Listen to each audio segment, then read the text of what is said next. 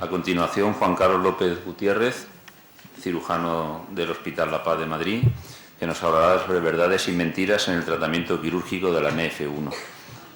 Para vuestra tranquilidad, ya os digo que mi amigo José María Campos después ocupará el tiempo que ha dejado Concha, no os preocupéis.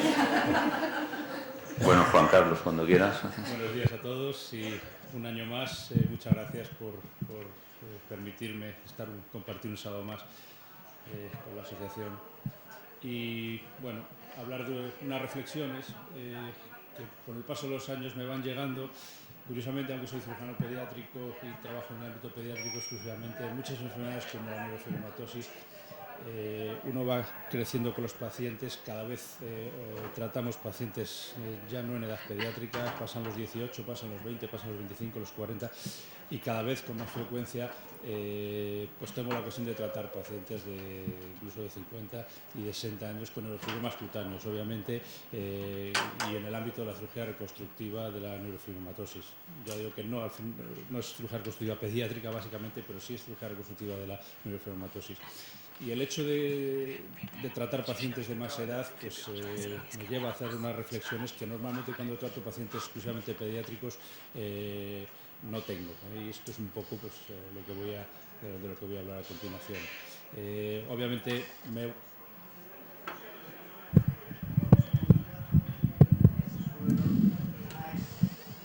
ahí, como los cantantes. Bueno, pues vamos a hablar obviamente de los neurofibromas cutáneos, que es el ámbito en el que básicamente, o superficiales puede decir, aunque afecten a la epidermis, dermis superficial o dermis profunda. Y vamos a empezar pues, con algunas de estas reflexiones. La primera que quería decir es que los neurofibromas tienen una evolución diferente en cada individuo y que la comparación entre diferentes pacientes con neurofibromas en las mismas características y en similares localizaciones no es recomendable, porque muchas veces llegan los pacientes con expectativas de tratamiento porque han oído de una persona que tiene un neurofibroma o varios neurofibromas y aparentemente el mismo sitio y la misma localización. Y bueno, esto se repite de forma continua.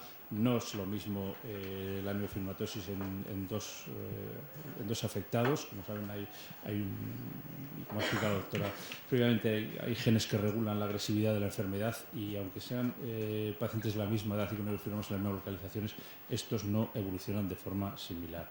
Por lo tanto, no es aconsejable. Un ejemplo, un neurofibroma en el codo, pues se ha dejado evolucionar bastante, es grande y la extirpación es relativamente sencilla. Sin embargo, un neurofibroma en el codo pues tiene una extirpación un poquito más complicada, ya no es el mismo tipo de afectación, no es una afectación puramente cutánea, sino que ya estamos con una afectación en un nervio periférico. Y los dos se pueden llamar neurofibromas en el codo, pero son dos mundos distintos desde el punto de vista terapéutico. Es frecuente que vengan muchos afectados diciendo pues es que mi padre y mi madre han vivido siempre con sus neurofibromas sin ser tratados y por eso no me los he tratado. Muchas de estas reflexiones van orientadas a que verdaderamente tengo la ocasión de tratar pacientes con neurofibromas y neurofibromatosis en estadios precoces y otros en estadios tardíos. Los niños suelen ser precoces y los adultos tardíos. Me da un poco de pena ver que durante muchos años, por diversas circunstancias, como pueden ser las familiares, pues pacientes que hubieran tenido un tratamiento sencillo a una edad precoz, al final tienen un tratamiento más complejo en edades más tardías. Y es un poco también la llamada de atención que hay que llevar. El tratamiento precoz suele ser más fácil que el tratamiento tardío. Y cuanto más pequeños son los neurofibromas cutáneos, más fáciles son de extirpar. Y más sencilla es la intervención y más fácil es el posoperatorio, que es una cuestión importante. Si pensamos en los objetivos del tratamiento quirúrgico de la neurofibromatosis cutánea, pues el primero es tener la mejor calidad de vida posible, que las intervenciones tengan pocos riesgos, cuanto menos mejor, que los posoperatorios sean sencillos y que no haya secuelas. Esto se consigue proporcionalmente con el tratamiento más precoz posible. Y desde luego es mucho más fácil extirpar estos neurofibromas pequeñitos con láser, con un bisturí con punta de colorado y prácticamente sin ningún tipo de suturas, que tener que extirpar estos neurofibromas que ya solo se pueden extirpar con incisiones, con suturas y con varios planos de cierre para que no dejen cicatriz hipertrófica.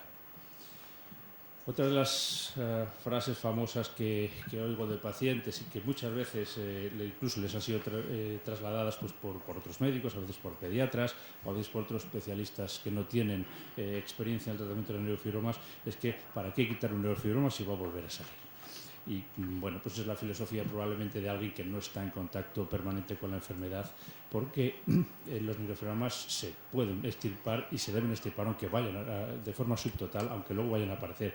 Esta chica se había operado a los 8 años y a los 22 vino pues con un neurofibroma que había crecido. Esta es la incisión de la primera intervención y había vuelto a salir, pero no por ese motivo y porque vuelvan a salir va a tener que vivir toda su vida con una pierna prácticamente que no puede ponerse unas botas ni un calzado. Se vuelve a extirpar y efectivamente puede que vuelva a salir. No he visto a Fátima los últimos 10 años, o sea que pues, seguramente no le haya vuelto a reaparecer, pero recalco y remacho que la extirpación subtotal es posible y la extirpación repetida, aunque sea una vez cada 4, cada 8, cada 10 años, debe ser un objetivo del cirujano comprometido con la extirpación de los neurofibromas. Todos estos pacientes la extirpación no ha sido radical, como si fuera un tumor maligno, porque afortunadamente no lo es y por tanto hay que balancear la situación previa y la que se espera. La extirpación de neurofibromas es muy compleja y está expuesta a graves complicaciones. Pues sí, muchas veces es así, pero ahí es donde pues un cirujano con conocimiento de la enfermedad tenga que establecer un balance entre el riesgo de la intervención y el riesgo de dejar el neurofibroma crecer sin tratamiento. Y volvemos un poco más otra vez a la filosofía de que el tratamiento precoz suele ser lo mejor. Precoz a veces es innecesario. Es posible que este tratamiento preventivo de la neurofibromatosis de algunos neurofibromas sea un poco excesivo, pero como digo, hay que balancear siempre las posibilidades de ver qué es mejor, si operar con riesgos o no operar. Es un ejemplo pues, de una afectación severa en una neurofibromatosis en el antebrazo de un niño. Es una artrosis congénita, como ven. ¿Intervención complicada? Sí. ¿Difícil para el paciente? Sí, porque son numerosas intervenciones. Concretamente en esta ha habido que extraer el peroné de un peroné sano, hacer unas anastomosis arteriovenosas, hacer una osteosíntesis para reconstruir el antebrazo, una intervención de entre 6 y 8 horas. Después hay que alargar ese antebrazo para que no se quede pequeño, hay que poner un dispositivo Elizarov. Estamos hablando, en fin, de intervenciones difíciles para la familia y para el niño, y el cirujano es el que tiene que decidir si merece la pena. Y finalmente, pues estabilizar el pulgar para que tengamos un brazo funcional y que el niño lo pueda mover. 6 intervenciones a lo largo de 3 años, pero con un proyecto claro de que el brazo sea funcional. El precio, como digo, es duro, pero la alternativa es un brazo absolutamente inútil e inoperativo para el resto de la vida del niño. Ahí es donde se tiene que establecer el balance del que hablaba antes entre riesgo, coste y eficacia del tratamiento. La extirpación completa de neurofibromas grandes es imposible y la extirpación incompleta empeora su curso clínico, por lo que no deben operarse. Otra de las sentencias con las que muchos pacientes vienen a la consulta diciendo pues, que efectivamente no se puede quitar entero, pues, el tocarlo, esto seguro que lo activa y miedo, verdaderamente es la palabra que refleja el estado de ánimo de muchos pacientes cuando vienen a preguntar las posibilidades quirúrgicas de neurofibroma. Sin embargo, hay un concepto que es la reducción de tamaño de neurofibroma que funciona perfectamente, sobre todo cuando las secuelas son mecánicas o los riesgos son mecánicos, compresivos, y no hay que plantearse, nos pasa en los grandes neurofibromas de cuello, que estamos acostumbrados a no hacer extirpaciones radicales. ¿Por qué? Pues un tumor que ha crecido durante 20, 30 años y lo que se trata es de que no comprima ni la vía aérea ni la vía digestiva y que no produzca una mala calidad de vida ni riesgo a largo plazo. Y eso no tiene que implicar necesariamente el extirpar completamente el tumor. Los pacientes sabemos que son irresecables en su totalidad y de lo que se trata es de que no lleguen a necesitar, como le pasó a Cecilia, pues traqueotomía, por ejemplo. Y eso se consigue trabajando desde pequeños, identificando cuál es el neurofibroma que tiene riesgo de producir estas secuelas y reducir su tamaño al máximo en intervenciones lo menos agresivas que sean. En Inmaculada la hemos tratado este año y la pregunta era ¿por qué se ha dejado crecer tanto este neurofibroma? Pues probablemente pues porque ha tardado en estar en contacto con especialistas que saben que este neurofibroma se puede extirpar parcialmente y que no hay que extirparlo radicalmente, y que lo que se trata es de que no comprima, como digo, la vía aérea o la vía digestiva. Muchos pacientes vienen con el diagnóstico de este neurofibroma sin operable. No se puede. Insisto que todos los neurofibromas son operables. Lo que no hay que establecer es el paralelismo entre resecabilidad completa y posibilidades de tratamiento quirúrgico. No, la reducción de tamaño es una alternativa en todos estos neurofibromas. Otro de los aspectos sobre los que quería abundar en la charla es la agresividad del neurofibroma. Cuanto más agresivo se muestra el neurofibroma, más pronto hay que intervenirlo. Sí, esto es una verdad. Si hablamos de verdades o mentiras, no todos los neurofibromas evolucionan de la misma forma. Este concretamente era muy agresivo. ¿Por qué? Pues algún día tendremos las bases moleculares y los marcadores que nos digan cuando un neurofibroma va a ser muy agresivo. De hecho, inicialmente esta niña vino a la consulta para descartar para el tratamiento de un nevus gigante. Los padres que vivían en el norte de España, cuando nació la niña, pensaban que esto simplemente era un lunar, que tenía pelo, y nadie les había dicho pues, que tenía manchas café con leche, en fin, que tenía los criterios mayores de neurofibromatosis.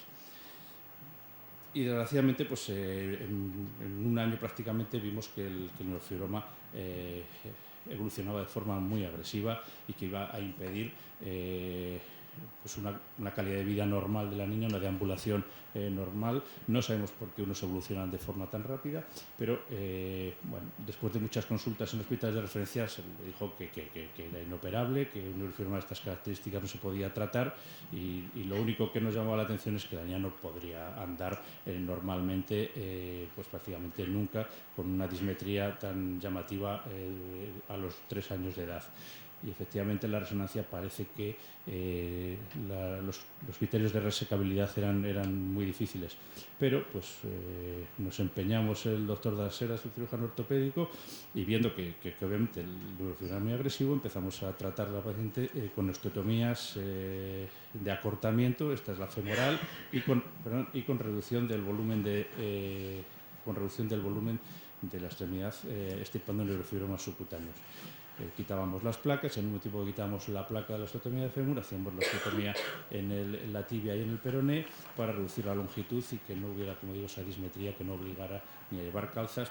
En este caso ni siquiera con calzas hubiera sido posible, porque, como digo, estamos hablando de una niña de 5 años y una dismetría ya de 18 centímetros que hacía la extremidad completamente inmanejable. Y lo que hemos conseguido, en la situación en la que estamos ahora, pues que tiene las dos piernas la misma extremidad, seguimos tratando la reducción de volumen mediante extirpación de neurofibromas. Obviamente ni pretendemos curar a la niña, ni pretendemos hacer cirugías extremadamente salvajes, simplemente ofrecer calidad de vida pues, tratando la dismetría y el volumen de la extremidad. Hemos pasado de aquí a aquí. ¿Por qué? Pues que es un neurofibroma muy agresivo. No todos se comportan así, y si verdaderamente nos hubiera comportado de forma tan agresiva, pues no hubiéramos tenido que tratarlo de esta forma. Otra de las expresiones que oímos con frecuencia es que la extirpación de neurofibromas tiene menos riesgo en adulto que en el niño. Yo estoy un poco obsesionado con el tratamiento precoz de la neurofibromatosis, porque es frecuente que la misma intervención que tenemos que hacer en un adulto se hubiera podido hacer 20 años antes en mejores condiciones y de forma más fácil. Y el riesgo anestésico, no sé por qué muchos compañeros de profesión aluden a él, que operar a un niño de 3 años tiene más riesgo que operar a un adulto de 30, cuando es exactamente lo contrario. Está publicado y está descrito que el niño pues no tiene la mayoría de los problemas que tiene el adulto, pues sean enfermedades comunes como la hipertensión, como la hiperglucemia o como la arteriosclerosis, y que una anestesia en un niño de 3 años es mucho más segura, fácil y con menos riesgo de complicaciones que en un adulto.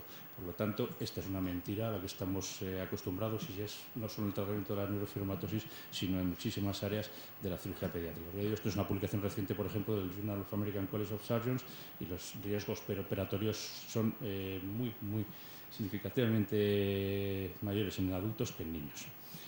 Y por tanto, pues no tiene sentido, bajo este prisma, dejar los neurofibromas hasta la edad adulta y no solo no tratarlo de forma precoz, sino evitar al mismo tiempo, si se trata del niño, la aparición de neurofibrosarcomas, que es verdaderamente la espada de Damocles sobre la que intentamos luchar a día el tratamiento de neurofibromas que crecen rápidamente. Las neurofibromas en zonas críticas no deben ser tratados por el riesgo de secuelas. Bueno, pues esto lo vemos en el tratamiento de la escoliosis, que aunque son zonas críticas, la columna vertebral y el riesgo de paraplegia, se pueden tratar perfectamente y se pueden establecer artrodesis que mejoran la curvatura de la columna en pacientes con neurofibromatosis. Son escoliosis estructuradas y cuanto más se tarda en tratar, más curvatura y más riesgo de complicaciones. Vemos neurofibromas en este caso en nervio mediano y, aunque son localizaciones críticas, se pueden tratar y cuanto antes se traten, mejor. Este es un ejemplo de neurofibromas que han crecido demasiado y que se podía haber extirpado antes. Esto es un caso reciente que hemos tratado este año. Buenas noticias al final. Parece que, para terminar, aparecen marcadores séricos de malignización de los neurofibromas.